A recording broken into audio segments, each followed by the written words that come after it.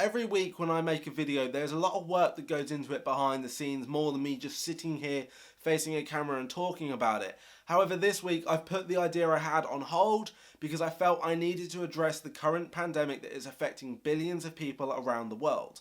Of course, I'm not a scientist, I'm not some person of big importance in the world. I don't have a lot of influence currently. However, I don't think that is a problem. I don't think being a very small creator on a big platform means I can't talk about what is affecting so many people, including myself, in this current situation. I absolutely take my hat off to all the people around the world who are working flat out, constant hours in healthcare, in delivery drivers, in supermarkets, whatever it is you're doing. It is absolutely incredible to still be doing that, working face to face with people when you don't know if they potentially have the virus themselves. Because that's the scariest thing about this, is there are a lot of people that have the virus but simply don't even know they've had it because they don't show any symptoms.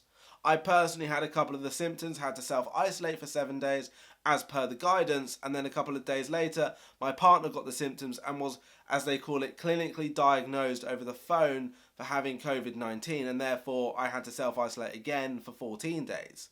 It is a very scary time that we're living in, and it's very scary to know that it doesn't discriminate. It doesn't matter who you are, anyone can potentially get this, including our Prime Minister. It felt wrong to just make videos as normal and not even address this current issue that is affecting us.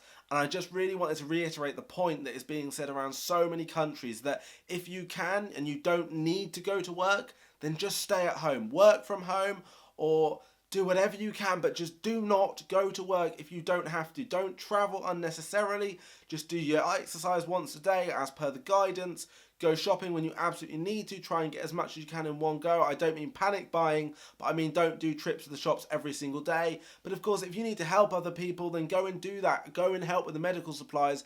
And I think it's absolutely heartwarming to see how many people have signed up to volunteer to help people out. It's beautiful, and I really hope that once this pandemic passes, is that we're able to go back to normal life, but with a slight difference with it, in that we actually recognise the vulnerable in our community and help them more often, recognise the people that work flat out all the time, but obviously at the moment are even working harder than normal to try and make sure everyone's happy, to try and make sure everyone's safe and make sure everyone's healthy. Like I say, I'm not a big creator on this massive platform, but hopefully I can influence at least one person that perhaps isn't following the guidance yet to start doing that. I've got family that have been affected by coronavirus, and potentially it could get worse, I don't know.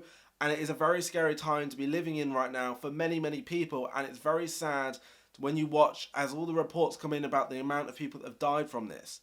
It's completely irrelevant to try and compare that to the common cold or the flu or anything like that, because the fact of the matter is people are losing their lives and you need to stay at home.